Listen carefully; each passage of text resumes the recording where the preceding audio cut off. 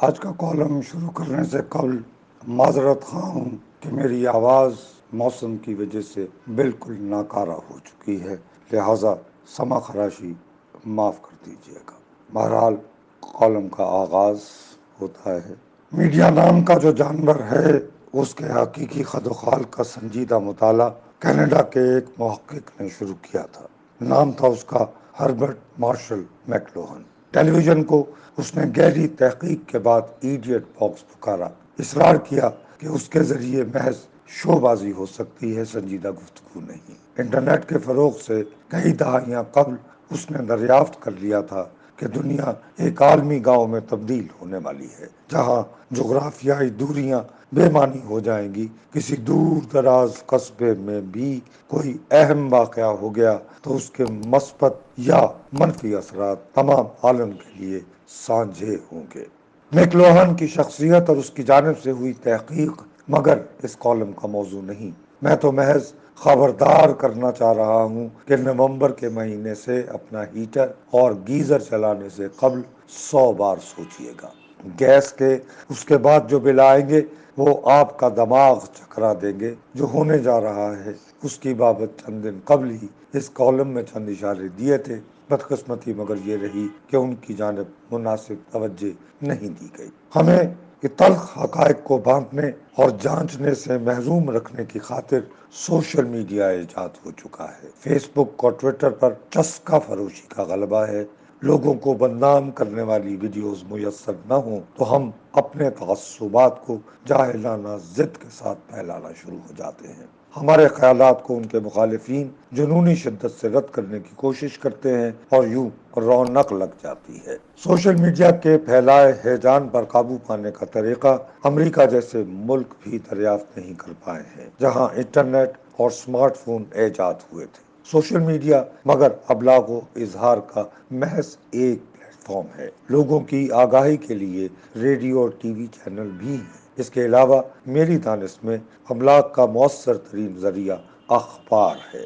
صحافت کے بنیادی تقاضوں کو فقط یہ ذریعہ ہی ہمیشہ مد نظر رکھتا ہے۔ اس کے ذریعے دی گئی خبر کو 100 جتن کے بعد مصدق رکھنے کی کوشش ہوتی ہے۔ بدقسمتی مگر یہ ہو گئی ہے کہ میرے جیسے قلم گھسیٹ صبح اٹھ کر کچھ لکھنے سے قبل فیس بک اور ٹویٹر کا جائزہ لیتے ہوئے یہ جاننے کی کوشش کرتے ہیں کہ سوشل میڈیا پر کیا بک رہا ہے۔ جو موضوع سب سے زیادہ رش لے رہا ہو اس کی بابت اپنے خیالات کے اظہار سے دہاڑی لگانے کی کوشش کرتے ہیں۔ اس روش پر غور کرتے ہوئے میکلوہن کی یاد ستائی۔ آج سے کئی دہائیاں قبل اس نے سادہ ترین الفاظ میں سمجھانے کی کوشش کی تھی کہ the medium is the message. آسان ترین اردو میں اس کا مفہوم یہ ہے کہ جو خیال شاعری میں ادا ہو سکتا ہے وہ نثر کے ذریعے بیان نہیں ہو سکتا۔ اس حقیقت کو تسلیم کر لیں تو یاد رکھنا ہوگا کہ اخبار سوشل میڈیا نہیں، یہ ریڈیو اور ٹیلی ویژن بھی نہیں۔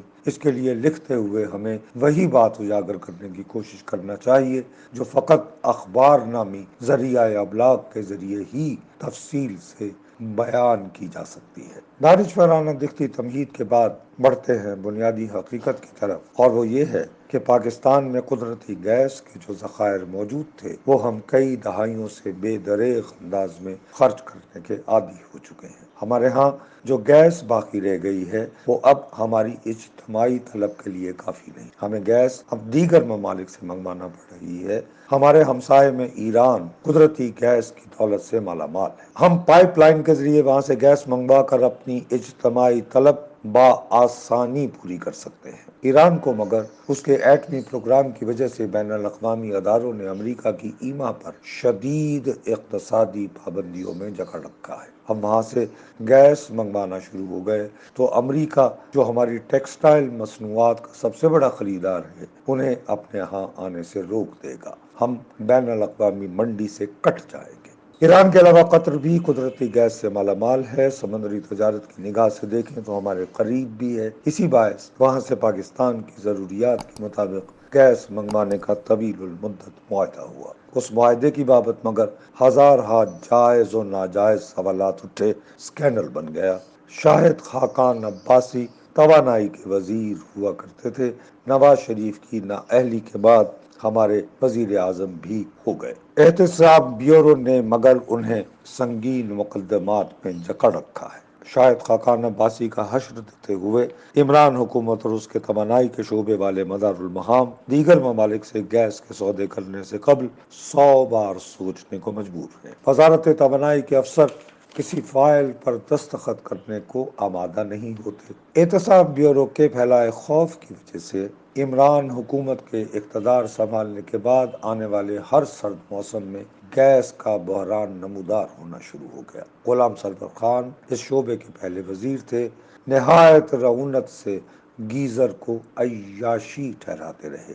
گیس کے مگر جو بل آ رہے تھے وہ سب سے زیادہ شہری متوسط طبقے کے اس حصے کو متاثر کر رہے تھے جنہوں نے 2018 کے انتخاب میں تحریک انصاف کو بڑھ چڑھ کر ووٹ دیا تھا۔ غلام سرور خان کو ان کی تسلی کے لیے قربانی کا بکرا بنا دیا گیا۔ ان کے علاوہ گیس کے معاملات کی نگہبانی کے لیے جو ٹیکنوکریٹ وزیر اعظم کے مشیر بنائے گئے تھے یکے بعد دیگرے استعفیٰ دینے کو مجبور ہوئے۔ آخری قربانی تابش گوہر نامی ٹیکنوکریٹ کی ہوئی ہے۔ گیس کے عام صارف ہوتے ہوئے میرے اور آپ جیسے لاوارث پاکستانیوں کو اس امر میں ہرگز کوئی دلچسپی نہیں کہ توانائی کی وزارت میں کس کی ماں کو ماسی کہیں۔ ہم تو فقط یہ چاہتے ہیں کہ موسم سرما کے دوران ہمیں اپنے گھر اور استعمال کا پانی گرم رکھنے کے لیے گیس باقاعدگی سے ملتی رہے۔ اس کے عوض جو ماہانہ بل آئے وہ ہمارے گھریلو بجٹ کے لیے بھونچال کا باعث نہ ہو۔ آنے والے موسم سرما میں لیکن مذکورہ بھونچال کو ٹالنا